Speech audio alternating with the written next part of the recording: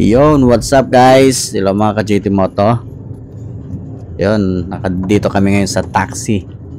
Siyempre, kasama ko yung asawa ko. Ayan oh. Ayan yung asawa ko. Katabi ko oh.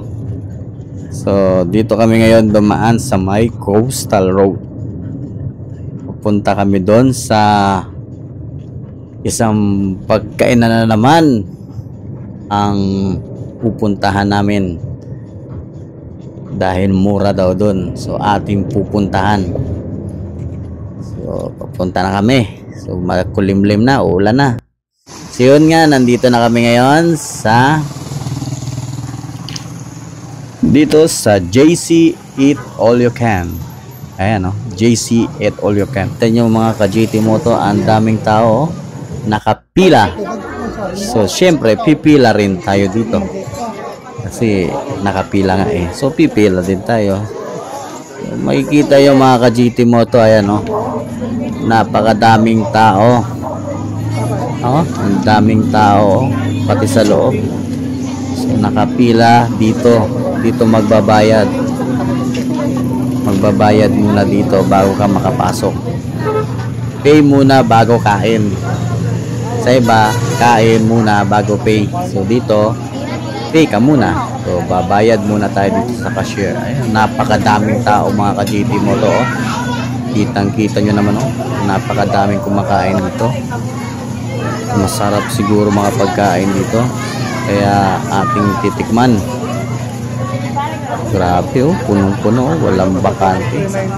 So naghintay muna kami ng mga ilang minuto. So ayun yung lechon nila.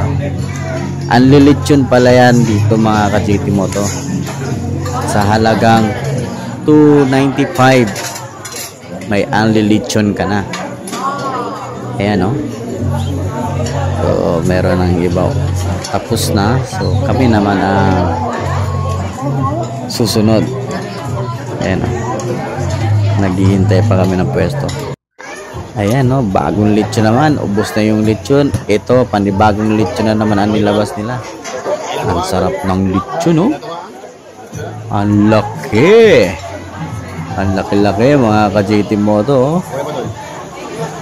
So syempre iikutin pa natin yung mga ibang mga putahe nila dito. Ayan. Ayan yung mga putahe nila dito mga ka-JT Moto. Oh, napakadami rin. May carbonara pa. So isa-isa natin. Ayan. Humba. Pork humba. Meron din pork apritada. Fried chicken. May isda, may gulay. So napakadami rin palang pagkain mga ka-JT Moto. Solid yung babayaran mo. Ayan o. Meron din silang mga vegetable. Mga salad. Yung mga mahilig sa mga salad. Ayan, napakadami mga ka-JT Moto. At saka meron din silang dessert. Ayan o. May mga brownies at saka saba cake at saka macarons. At meron din silang sushi. Ayan. Ayan o. Marami yung pagpipilian mga ka-JT Moto. So ayun nga. Ito na yung mga in-order namin o. Yung mga kinuha pala namin. Ayan.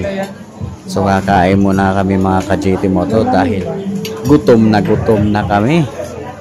Ayan din yung akin. So ano pa hinihintay? Bakbaka na. So yun guys, tapos na kaming kumain. Ayan o, ubos. So ito pa yung mga tao ngayon. Napakadami pa. At meron pang nakapila sa labas mga ka-JT Moto. Ayan o, sobrang dami. Shout out sa inyong lahat mga ka-JT Moto. Shout out sa inyo guys. Ayun o, meron pang nag-aantay sa labas. Ayun, napakadami. Sulit din yung pagkain nila mga ka-JT Moto. Kaya ano pa hinihintay nyo? Pumunta na kayo. Dito lang yan sa St. Michael Daliao, Turil, Davao City. Dito lang yan located. Madali mo lang siya makikita.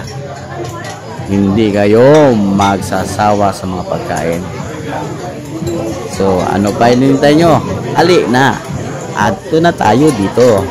Ingat mga ka-JT Moto.